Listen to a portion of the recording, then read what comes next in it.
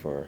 That's throwing me off, bro. Yeah. That's throwing me off. Me too. I'm just like, it's just chilling. You know why you ain't stop it. Yeah, you're supposed to stop it up. The security. Security. They let a crooked get past them. Come on, security. Kaiju Sage. Yeah, man. Kaiju Sage. Yeah, we're about to start fighting with a cricket. What's up, y'all? What's up, everybody? This is Smitty Smith here with Sean Two Stacks and Arthell Isom, the creator, director, CEO, all of the above of Shtajio in Tokyo, Japan, stationed in Tokyo, Japan. So thanks for being here. How you doing today? First, I just want to say thank you to Real Ninjas for having me. This is dope. Like, I'm honored to have an interview with you guys. Smitty and Sean, I appreciate you. Thank you. And yeah, like, I'm here from Japan. I'm feeling good. Like, thank you. Yeah. When we seen your name on the list, this is about the third time you hearing this. So y'all hearing it for the first time. He hearing it for about the third time, but I'm gonna keep saying that he was the name on the list that I wanted to talk to the most. Right. Like what experience and it is and what you do. I just had to pick your brain. So I just wanted to let the people know that we have a Black American man who runs a animation studio in Tokyo, Japan. Yeah. And not only that, his studio has worked and lent their talent on some of the biggest AAA anime titles. I mean, we talking Attack on Titan. We're talking One Piece. We're talking Fire Force. Yeah. Like this is insane. Yeah. A brother named Arthell. We've been honored to get to work on some dope stuff, you know. So it's really good. I mean, obviously, like the titles that you just mentioned and a whole bunch more. I'm just honored to be allowed to work on that stuff. So it's good. And what's funny to me is like researching you. You got a brother, identical twin brother. Yeah. Saying that, it ever been times where y'all just swapped out? Like, yeah, you know, when you're twins and you're identical twins, we look exactly alike. So, you know, you get that. There are some privileges that you just gotta use. So. Which one are we with right now? Hit him with the shadow clone. I would give him a quick shout out because he's super talented and he's the dopest artist. He's one of the lead character designers at Legacy Effects. And they work on everything like all the Marvel films, like Godzilla and everything like that. And some of the creatures in King of Monsters and. So now he's a dope artist. We got a couple. I call our homie B New the Kaiju Sage. That's what I call him. B New, we 6, 7, 8 years old, and this man is a literal Godzilla head. I'm talking. He got the comic books, the old school 50s and 60s movies. He's the. Got to talk to my brother. I mean, they're going to because it's a Godzilla Fest. I guess they just had one. It was in Chicago, right? Oh wow! We need to see that's this kind of stuff, man. We need to link up with your brother and figure out something. So look, okay. So what I wanted to get to, I had a question. Being in Japan after you finished school at the San Francisco Art Institute, at the Academy of Arts. Academy of Arts, excuse me. What's the biggest difference that you've seen, or biggest hurdles that you kind of had to overcome in moving from the States over into Japan, just as a resident? Tell us how that transition was being a Black man trying to start a animation studio in a place that's not very welcoming to, outsiders. Just getting to the country, like that actually was kind of difficult. I mean, I just flew there right after I graduated. It's like, so you can get a plane ticket. That part wasn't hard, but getting the visa was difficult. And I didn't think about that because now I think everyone just travels. It's like the thing, like the world's connected right now. But when I went, it was still kind of like out of mind, right? Like outside of mind type thing. And I didn't realize that, you need visas, you need all this other type of stuff to work, to go to school. And so when I went there, I went there to go to Yoyogi Animation Gakuen, and I didn't give student visas actually. And so I actually couldn't go for the first year that I went there, like just how they get a visa and all this other stuff. So that was really challenging. It worked out and I was able to get into the school and everything the following year, and the rules and the culture and all that kind of stuff.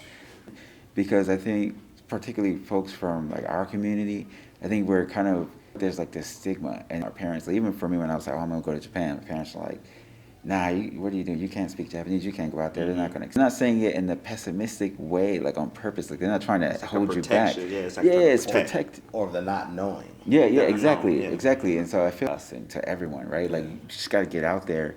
And it's a sense of otherness, of course, because you're not Japanese, right? Right? We're not Japanese.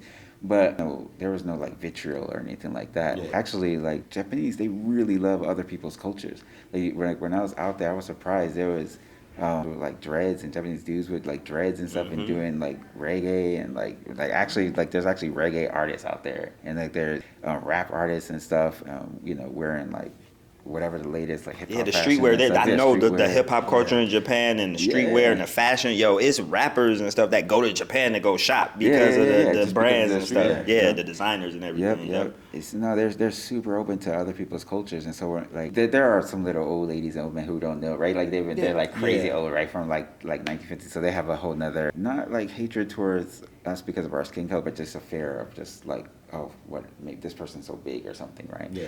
Besides that, like, yeah, it was cool, and even the school I went to, I had a lot of friends, and everyone's just like they were just interested in where I came from and what I do, and I literally just couldn't imagine, you know, getting up and going into and living in a different country. A lot of us American folks don't leave. You know, we stay. We stay and don't leave. So why would we have to deal with immigration? You know, definitely a lot of us as African American folks, unless we got family members that's from the Caribbean or that's, you know, coming from Africa or so. We about immigration stuff. So it's like you having to navigate that, you know, you and your brother having to navigate that kind of together, both of y'all. You got an anime tale in the way that you started your studio. Like, because I saw Ghost in the Shell, and then I wanted to work under the art director for Ghost in the Shell, Hiromasa Okura-san. So that was like, I was like, man, that I got to work for him. Like I got to learn. I have to, and like that. That was like why I went out to Asia, right? And then I fortunate to he hired me. Like that was my first job. Was just kind of. So was that the first project? So that was the first project you got to work on? Actually, I have never worked on any of the Ghost projects. The first anime that I got to do backgrounds for, that I got like credited for in the titles, was XXX Holic.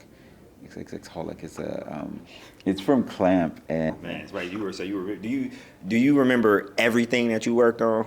So much stuff. Like there's Shupenden and Rokuri, and I worked on like 3 of the Naruto films, which is like Blood Prison and Conan's film, and worked on Gintama, the TV show, and I worked on the movie as well. It's a series on Netflix.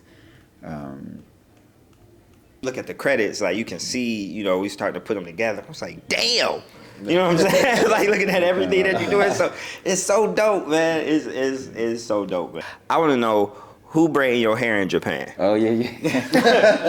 I gotta know, man. We gotta know. Everybody asks me that question, man. Man, I get like DMs about people just saying, I'm about to go to Japan, or like if I go out there, where can I go to get my hair braided? Like no, like the spot that I go to is she's dope, man. She's from Ghana. Oh, because oh man, I got crazy stories. I remember when I was first in Japan, I was trying to get my hair braided, and I went to like a Japanese shop. Yeah. Not to hate on Japan, like I love you guys, but man, I gotta learn to braid. But like, and I went to this Japanese shop, and dude, like she literally took like 9 hours to do like 7 cornrows. And like I'm not being like hyperbolic, it really took 9 hours. But she was dope because she tried really hard, man. And it was still fuzzy and stuff in there. It wasn't even tight. But I still went to her though. Like so every 2 weeks I would still go because she was trying really hard, man. But then I went to this and it's crazy because I think I was the only black person. Like I was like the first black person she even met too. And I was like, but she was like, I can braid a little bit. And like I went to the States, and I was like, all right, cool.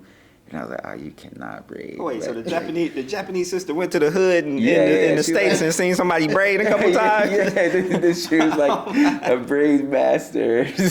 But like, I don't know, but yeah, that was crazy. But then I went to this. They have like this African culture festival in Japan, and like I just happened to just stop in through there. And then that was where I met the woman who does my hair till to this day, man. She's been braiding my hair for like over 10 years now. You want to shout her out? Give her a shout out. Yeah, of course, man. So she's so her name is Sonia, and she works at Professional Braids and Extensions and Shinjuku. So definitely, if you're ever in Japan, definitely check her out. You're in Tokyo, Shinjuku, check her out. Yep. So y'all right. Y'all need y'all hair braided. Now y'all got a plug. Y'all know who to go after. What does foundation mean to you? Foundation is super important, right? Like the only way that you can anything is like you have to have like a solid foundation, right? Like a solid structure. Yeah. So it's like foundation is super important, and And even for our studio as well, like, yeah, like a lot of the people that, like the founders, the people that I first started the company with, yeah, I've known them for as long as I've been in Japan. And then some, obviously, yes. And not only with, like, when it comes to, like, relationships and things like that, but also just structure in general. For our artists, like, we always try to make sure that fundamentals. Right. Because if you know the fundamentals, then you can do anything, right? Like, software and all that stuff is just too, with a solid structure, solid support, that nothing can stop you, right? Like you can, because you got this basis. It's like building a building, and if you don't put the frames there, then it doesn't matter how nice the facade of that not gonna stand, right? So, yeah. You gotta have people you work well with, and basically to motivate you and to pick you up when you waver. So, is it a certain art style that you don't know now that you want to? I'm not really good at, like, I don't know if this counts as a style, more of a medium, but like I'm not good at like 3D modeling actually. Like I can't do that at all. And so if I always feel like, man, I just wish I had a little bit more time to just study. That's one of the things that just stay a creative. Like once you start running a business, and like it's really hard to then do like the thing that you're passionate about because it's a whole separate thing, and you gotta really focus on that. And sometimes like I'm like, man, like I just wish I had a little bit of like just a little bit more time so I could just sit and still play around and study 3D modeling. It would make drawing and things a little bit easier. I was fascinated by just all this the plethora of 3D artists that the 3D artwork that you can see online and all that kind of stuff. Yeah, it was amazing. It was like ever changing. Yeah. So my staff, they just do some crazy stuff, man, and I'm just like, yeah, I want to do that too. Now, do you have a certain preference with like a certain drawing program studio? Like what? Yeah, we definitely prefer the Wacom tablets. So we use Wacom Cintiqs, the Cintiq Pros, and like traveling though, I use just a Wacom Pro tablet. You ever tried the iPad at all? I've drawn a little bit on the iPad. It's dope. Like like the pencil and stuff is really cool. Yeah. And the screen feels good. Pencil feels like a pencil, which is pretty cool too. I thought that was really interesting. iPad, like Procreate, is like dope software. You don't gotta go to school. I say go to school, but I will say, particularly for our community, I feel like, man, like we're already like disenfranchised from a whole bunch of stuff now. We're just like not gonna go to school too. But of course, you don't need formal education for a lot of things. Like amazing at things like now, like there's YouTube, there's the internet, there's so much out like in free information, right? And and then of course just practicing, right? Like practice makes perfect. But so. Man, you can just be dope, and I think like, man, your talent. I gotta check out your work, like, but because that's what's important to be a commercial artist and to work in the commercial industry. Like, you do have to be able to draw various styles and various techniques, and work on like we work on different shows, and they all look different, So we're able to paint with whatever style. Like I've worked on Anpanman. Like I worked on the Anpanman film, which is like super graphical and really designy. Yeah. And then I work on Attack on Titans or something like that, which is like super realistic. Working on that you feel is like pushing your limits, like currently, or something that's upcoming, or if it could be something that you recently worked on. Just anything that you feel like is pushing you to that like next level. Is there anything you feel like you're working on that? Actually, we are working on something now. I can't tell you what it is, but it is really cool to be a part of this production. I mean, man, like every production that we're a part of is really cool to be a part of, and we learn a lot on every production. Like it's always changing our pipeline, always changing our thinking and how we work with each other and things like that, styles and things. But this particular production is giving, like, I have to put on a different hat. Because of that, like, I'm learning like a lot of things, and I have to, like, well, you try to be humble with everything, and so, but it's like, man, and so you have to kind of like take a step back, learn, right, and just like open yourself up to the professionals, right, like in that particular field. And so, we're working on something now that's pretty cool, and I get to do something that I've wanted to do since I was in high school, and I'm getting to do it now. Man, I can't wait to be able to share with everybody, though, because like it's something that that like my brother and I started in high school, and then like it's like coming to fruition now, and like it's kind of dope. Can't wait for that. And on touch of every artist has, like, I want to draw and make my own cartoon, have people reading my comic and stuff. Bro, that gotta be dope to say that, like, I'm doing the things I said I was gonna do when I was a kid, and it's like, the whole emotional spectrum, how does that feel, man? Like, that, like, sometimes, like, I always try to, like, I'm just kind of in it, you know, and so you don't think about it, right? Yeah. And then, but yeah, like asked about it, right? And I'm like, oh yeah, like it's crazy to think that, yeah, this is like something I was doing, like that we were planning on doing when we were in like school, right? Like in like high school. Because the fact that you sitting here getting an interview, somebody Yeah, is yeah. like equally yoked on how you like about art as you know what I'm saying? I'm always humbled by that, man, though, because like I was saying, like, you know, I'm just wholly focused on the work that we're doing, and like wholly focused on just trying to make sure that I keep the lights on and I pay my staff their salary, right? Like, and it never, the thought never comes to my mind that I've never met that like what I'm doing. The impact. Interested. We talked about that, like you said, we talked about it yesterday when we met up. You can't even think about the impact for a couple of reasons. You're busy doing what it is that's impactful, you know what I mean? And then you also have the distance, you know, so it's like a little bit of separation culture-wise. You know, the black American nerd now, you know, it's like we got our own little demographic at this point that's been growing like crazy. And thanks to people like you, people who came before you, the people who are coming out, you know, we all keep building on top of this culture and making it more and more mainstream, making it more and more big. But to have a certain amount of humility about you, that's just, it's magnetic in the sense of you don't even realize the fact that you can sit here and chop it up with us. But